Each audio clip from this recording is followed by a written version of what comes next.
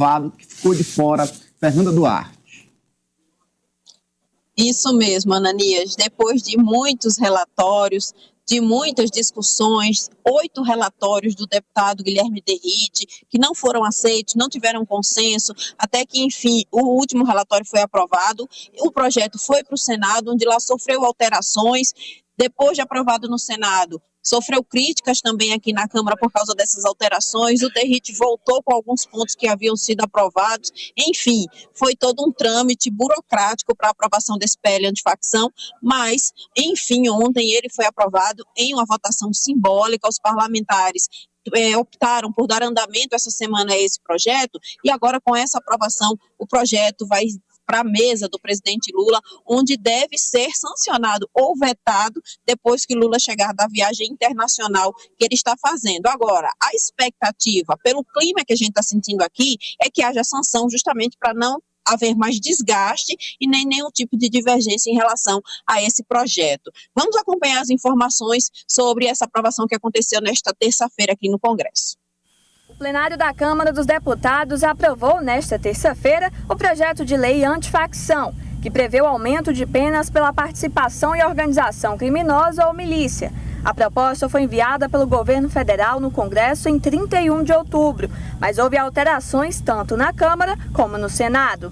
O relator do caso, o deputado Guilherme Derrite, apresentou restrições ao condenado por crimes como proibição de ser beneficiado por anistia, graça ou indulto, fiança ou liberdade condicional, pena e direito ao voto. Quem faz parte de uma organização criminosa, ela vai ser pena mínima de 30 anos, né, podendo chegar a 40 anos. Um outro ponto, que é a questão do voto. Os presos condenados, eles perdem o direito a voto, né? Os títulos de eleitor ficam suspensos. O projeto de lei é que os presos provisórios, aqueles presos que ainda respondem ao processo, eles passam a perder o direito a voto. E um outro ponto que eu achei bem interessante, e eu entendo que é totalmente inconstitucional, é que as pessoas que respondem por crimes de organização criminosa, eles deverão permanecer todo o processo preso. E a nossa Constituição, ela entende, é uma cláusula pétrea, em que todo mundo é inocente até que se prove o contrário. Então, nós não podemos entender e colocar uma vala comum todas aquelas pessoas que possam vir a responder por organização criminosa. O texto final seguirá agora para a sanção do presidente Lula. O projeto prevê a tipificação de condutas comuns de organizações criminosas e milícias privadas. O governador Rafael Fonteles comemorou por meio das redes sociais o projeto. Segundo o chefe do executivo piauiense, a medida é um avanço importante para a segurança pública no país. Minha gente, eu quero aqui parabenizar o governo do presidente Lula, o ministro Wellington César e o secretário nacional de Segurança Pública, o nosso querido Chico Lucas, pela aprovação na noite de ontem do PL antifacção. Uma grande vitória do Brasil contra o crime organizado. Um projeto que foi enviado pelo governo do presidente Lula, aperfeiçoado no Congresso Nacional e agora vai para a sanção presidencial. Parabéns, Chico, por todo o trabalho aí de diálogo junto aos parlamentares, às instituições. Parabéns, ministro Wellington César, e também parabéns, presidente Lula. Mais uma ação importante no combate às facções criminosas. Viva! Está aí, portanto, Ananias, entre outros pontos que também estão dentro do projeto e que acabaram recebendo aprovação, estão a tipificação dos crimes com pena mínima de 20 e máxima de 40 anos. Esse foi um dos pontos que mais causou discussões, né? Porque o Senado havia diminuído essa pena. Essa pena seria entre 15 e 20 anos. Aliás, 15 e 30 anos, e aí a Câmara alterou e colocou para 20 a 40 anos para os integrantes de facções criminosas. Um outro ponto é o estabelecimento da prática de crimes para qualquer pessoa que integrar, financiar ou comandar facção criminosa. Isso já configura crime e é passível de prisão preventiva. Um outro ponto é a determinação de prazos para atuações das forças de segurança, como as polícias civil e militar, os ministérios públicos e também a justiça como um todo em inquéritos que envolvam facções criminosas, ou seja, como agora vai ter um prazo, as investigações relacionadas a facções criminosas vão acontecer de forma mais rápida. E o último ponto é a ampliação de mecanismos para o bloqueio de bens de integrantes de facções criminosas para que os valores referentes a esse esses bens bloqueados e apreendidos possam ser investidos em ações de segurança pública em todo o país. Esses recursos vão ser viabilizados através da Polícia Federal e do governo federal, e com isso, esses valores revertidos vão ser distribuídos para as secretarias estaduais de segurança em todo o Brasil. Um ponto que acabou sendo principal foco de divergência, Ananias, diz respeito à taxação das bets, porque o Senado chegou a aprovar a taxação das bets para que, com todo o valor arrecadado em relação a esses impostos, os valores fossem investidos na segurança pública. Porém, chegando aqui na Câmara, os deputados derrubaram essa taxação, eles alegaram que os valores de arrecadação das bets são variáveis e, por isso, eles colocaram de fora esse ponto da arrecadação das bets, não aprovaram, mas os demais pontos, mesmo com alteração, acabaram sendo aprovados aqui na Câmara Federal, Ananias. Para fazer segurança pública precisa de recursos, e não é pouco. Segurança pública custa caro, e sem dúvida seria uma fonte de receita para investimento em segurança muito necessária, mas prevaleceu no entendimento do Congresso Nacional a retirada das bets dessa taxação. Eliezer Rodrigues.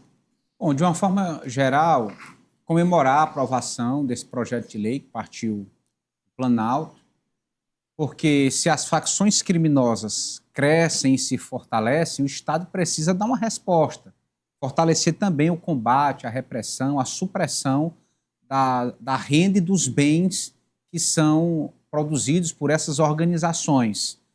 E destacar o ponto da autonomia da Polícia Federal, que foi preservada, também esteve ameaçada em um determinado momento do trâmite do processo, mas no final a autonomia da polícia preservada para continuar trabalhando, investigando, prendendo e, enfim, tomando as providências necessárias contra as facções criminosas.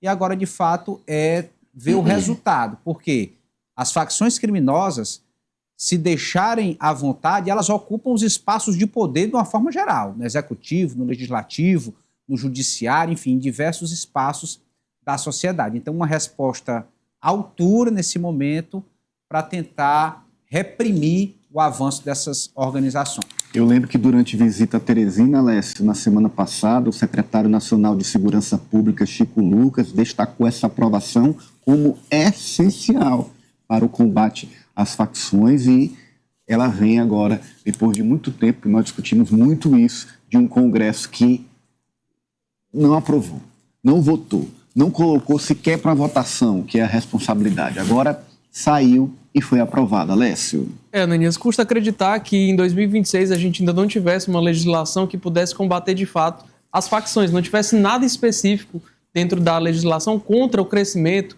A gente sabe que hoje as facções elas dominam, inclusive cidades, existem inclusive casos de que já estão aí se propagando para inclusive câmaras, inclusive também espaços de poder, diversos tipos de espaços de poder. Então, custa acreditar que em 2026 a gente ainda não tivesse uma lei que pudesse aí combater diretamente. Agora, eu acho também impressionante, Ananias, o quanto é preocupante e ao mesmo tempo não para os deputados, porque aprovaram, tudo bem, é mérito do governo que colocou o texto a ser aprovado, pelos deputados e senadores que fizeram a discussão e conseguiram essa aprovação, mas retiraram o principal ponto de financiamento desse projeto, que era justamente a taxação das bets. Como que vai haver uma operação a tamanho para se combater as facções que estão em todo o país? E não é uma facção, são diversas facções que já estão espalhadas, algumas maiores que outras, é verdade, mas que tem ali um poder financeiro, inclusive, muito grande. Então, como que o governo vai implementar políticas públicas de enfrentamento com essa lei se não tiver o financiamento? É claro, existem outras saídas que devem ser retiradas de outros pontos, de outras áreas do governo,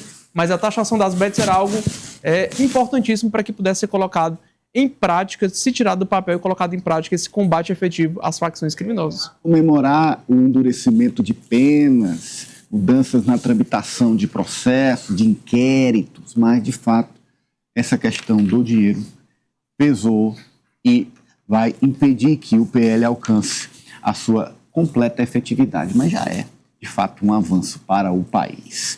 Inclusive, falando em crime, a Fernanda Duarte nos atualiza do julgamento 8 anos depois do caso Marielle Franco. Já tem gente condenada, Fernanda? Já sim, Ananias, de acordo com as últimas